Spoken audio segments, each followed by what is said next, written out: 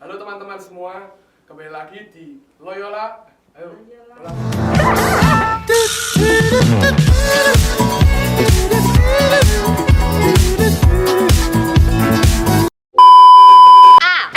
D G. Halo teman-teman semua, kembali lagi di Loyola Podcast. Nah, siang hari ini kita kedatangan tamu yang sangat istimewa, yaitu Bu Ena. Nah, mungkin Bu Ena bisa perkenalan dulu biar teman-teman semua di rumah bisa lebih kenal sama Bu Ena. Halo guys, nama saya Sisilia Ena Retnowati. Biasa dipanggil Ibu Ena, tapi sebagian anak-anak manggil saya dengan panggilan Bunda Ena. Awalnya saya bangga dengan panggilan itu, Bunda, Anggun ya. Tapi ternyata setelah saya dengar-dengar mereka memanggil saya Bunda Ena. Bunda Ena, ternyata Bunda Ena.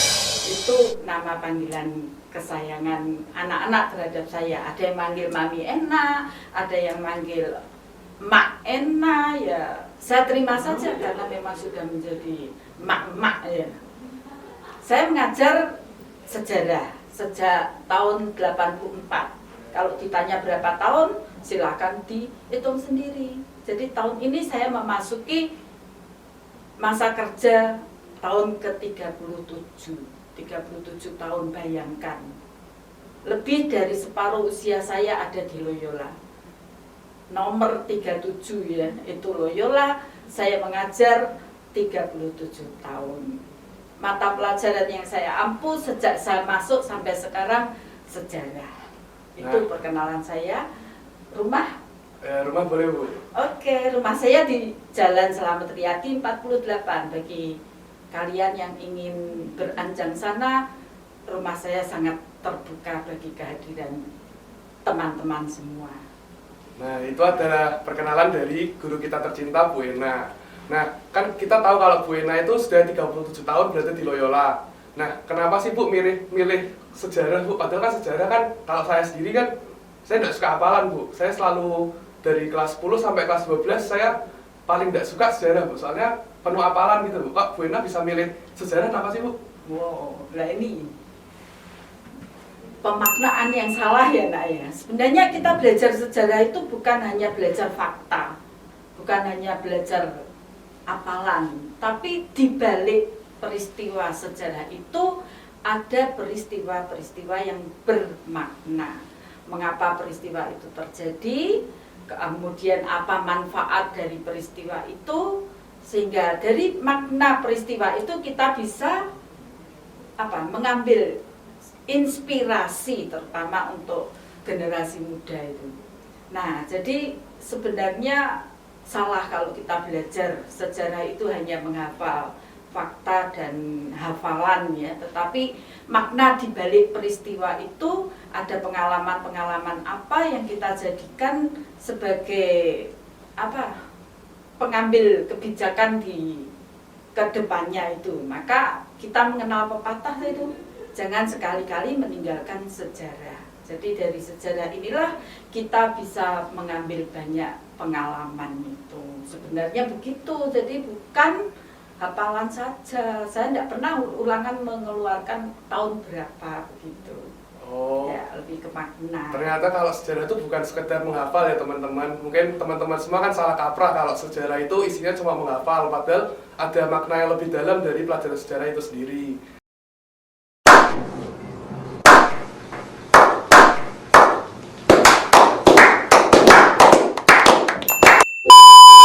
Nah, kemudian kan Bu Ena sudah lebih dari 30 tahun ngajar di Loyola. Dan sekarang situasi saat ini kan kita lagi dihadapkan sama pandemi COVID-19 yang mengharuskan semua sekolah itu harus melakukan pembelajaran secara online. Nah, mungkin kan bagi guru seperti Bu Ena, seperti guru-guru yang sudah senior lainnya, kan mungkin baru pertama kali menghadapi situasi saat ini. Ada kendala nggak sih Bu kalau pembelajaran online ini Bu? Wow, kendalanya banyak nak, banyak. Satu, saya belum bisa move on terhadap sistem pembelajaran offline ya. Jadi sudah berubah dengan online, tapi saya masih mengajar dengan dengan offline. Itu move on itu sulit sekali ya. Karena 36 tahun saya mengajar tatap muka dengan anak, tiba-tiba di akhir masa kerja saya harus merubah drastis seperti itu. Satu, jadi saya masih belum bisa move on. Kedua, masalah SDM ya. Saya lahir sampai usia saya sekarang ini secara formal tuh belum pernah belajar komputer ya. Internet belajar secara formal itu tidak pernah. Tapi untungnya di Loyola itu, wah, teman-teman itu saling membantu, saling menyemangati. Pater Viko itu tidak pernah bosan untuk memberi semangat kepada saya. Ayo semangat Bu Ena, pasti bisa Bu Ena. Teman-teman muda dengan senang hati mereka datang ketika saya mengalami kesulitan. Bahkan murid-murid ketika saya online dan saya mengalami kesulitan itu dipandu. Ini loh Bu, di ujung sana ada ini diklik sebelah sini. Nah, jadi kami akhirnya saling mengisi. Itu kendala bagi para guru terutama yang seusia saya itu ya. Jadi kesulitan memang untuk menyesuaikan SDM-nya itu sudah tertinggal banyak itu. Tetapi kami terus berusaha untuk belajar, mencoba dan terus mencoba itu ya demi anak-anak, maka sesulit apapun kami terus berjuang. Nah itu loh teman-teman, kan kalian sering ngeluh karena kalau Bu Ena itu galak, Bu Ena itu kok ngasih tugas terus. Ternyata tuh dibalik itu semua, Bu Ena itu masih punya kendala tentang online kelas ini. Jadi kalian harus benar-benar memahami situasi sulit saat ini. Nah Bu Ena, sekarang saya punya satu barang yang kok saya sendiri juga bingung kenapa ada barang ini dan katanya ini identik banget sama Bu Ena. Mungkin bisa dilihat dulu. Terima kasih. Mungkin ini berkaitan dengan bulan Agustus, bulan ulang tahun saya. Wow. Ternyata fresh care teman-teman. Fresh care. Itu apa ya Bu? Bisa dijelasin nggak Bu? Pak ibunya kok dikasih itu kenapa ya Bu? Kenapa ya? Saya tahu tentang fresh care ini anak-anak. Dulu sebelum produk ini keluar, saya sudah menggunakan produk lain ya, balsem. Nah, kenapa saya menggunakan balsem dan akhirnya beralih ke fresh care? Ya, karena ada ceritanya nih nak. Belajar sejarah itu tidak semua anak suka ya. Tidak semua anak suka. Mereka kadang di dalam kelas begitu mendengarkan, apalagi kalau jam-jam terakhir itu mereka istirahat, makan kenyang di dalam kelas, di ruang ber-AC, saya cerita, wah asik itu, liar-liar nah. Maka saya berpikir, piye ya ke anak-anak ngantuk seperti ini, apa materi yang saya berikan itu diterima atau tidak. Maka saya berupaya bagaimana caranya supaya anak-anak ini bisa terus fokus ya. Kemudian saya coba, saya oleskan balsem di pelipisnya. Kemudian anak itu bangun ya, bangun dan nampaknya siap dengan pelajaran sambil ketip-ketip itu. Nah setelah memasuki era yang lebih modern, kok ada flashcard dan ini nampaknya lebih cocok begitu ya, aromanya dengan saya dan menyesuaikan juga dengan selera anak muda, maka saya ganti flashcard. Dan nampaknya sebagian anak itu terilhami, Bu enak kok Bu di flashcard Bu. Yang satunya Bu malah sebagian anak meminta seperti itu. Jadi tujuan saya itu bukan ingin menyakiti anak ya, tetapi untuk membuat anak bisa segera tergugah untuk mengikuti pelajaran dengan lebih fokus gitu. Terima kasih. Iya Bu, habis itu saya juga bingung Bu.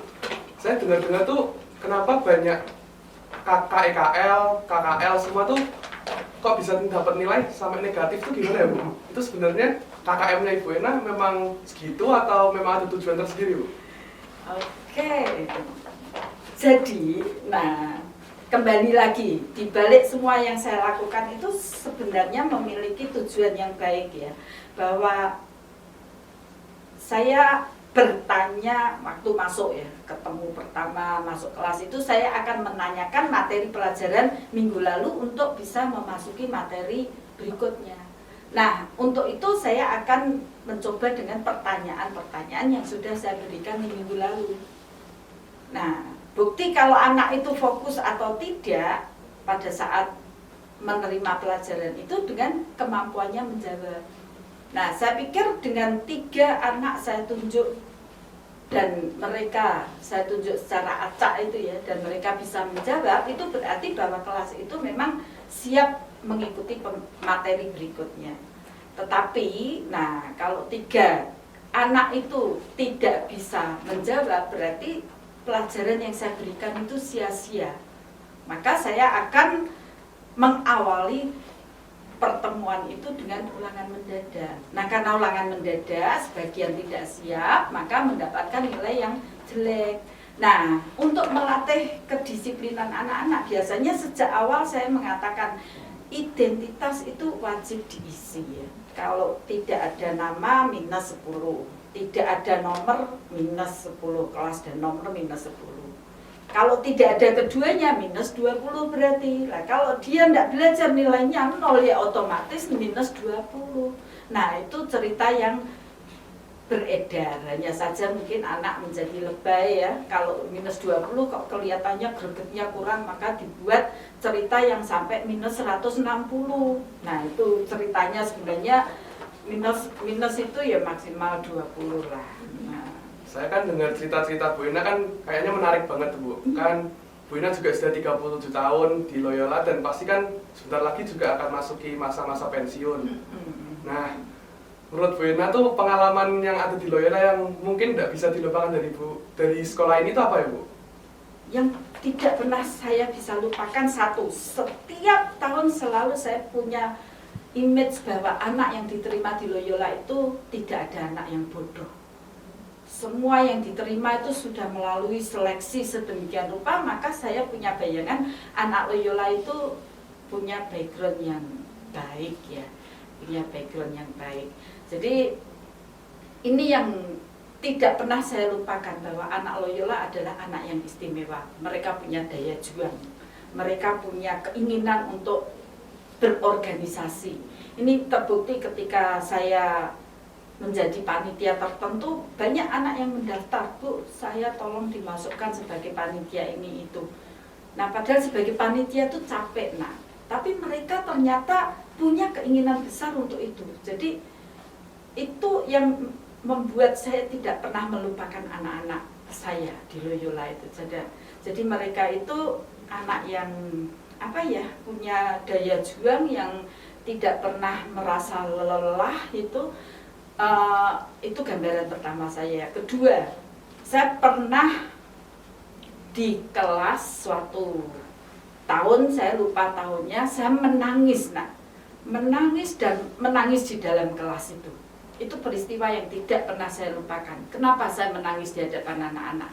Karena anak-anak itu saya beri ulangan, sudah saya jadwalkan seminggu sebelumnya, tetapi pada saat ulangan itu tidak ada satupun anak yang tuntas itu. Sungguh ini pukulan berat bagi saya. Kenapa kok anak-anak saya seperti ini? Saya menangis. Ketika saya menangis, seluruh kelas diam ya. Nampaknya inilah kelebihan anak Loyola. Mereka merefleksikan tindakannya. Dari peristiwa itu akhirnya mereka perwakilan maju ke depan. Mereka membuka ceritanya bahwa sebenarnya itu mereka itu memang tidak siap karena ada kegiatan lain yang tidak bisa mereka tinggalkan, dan kalau toh ada yang belajar dan ada yang tuntas itu nilai apa ya, kesetiakawanan ya, kesetiakawanan itu tidak lagi mereka miliki, maka mereka kompak tidak belajar. Nah, dari situ hati saya terbuka ya, bahwa sebenarnya harus ada keterbukaan antara seorang guru dengan murid. Kalau memang tidak bisa ya tolong beritahu gurumu sehingga tidak terjadi peristiwa yang sungguh membuat gurumu itu syok. Untung jantung saya itu kuat ya. Nah, Bu, ini tidak terasa waktu kita buat ngobrol-ngobrol ini sudah selesai Bu. Nah, Mungkin buat akhir dari podcast ini ada pesan singkat aja deh Bu, buat anak-anak di rumah di tengah situasi pandemi COVID-19 ini Bu. Ya, anak-anak yang mengalami masa yang sulit seperti ini, jangan pernah kamu mati kreasi ya. Nah, teruslah berkreasi dengan segala sumber media yang ada. Jadilah generasi corona yang tetap disiplin, yang kreatif, yang inovatif, tetapi tidak plagiarisme. Jadi tidak sekedar mencomot dari sana sini dan kamu berikan kepada guru. Ya itu teman-teman bincang-bincang kami dengan Bu Ena. Nah, habis itu kita akan selesai dari podcast ini dan sampai jumpa di podcast selanjutnya. Dadah. Dah.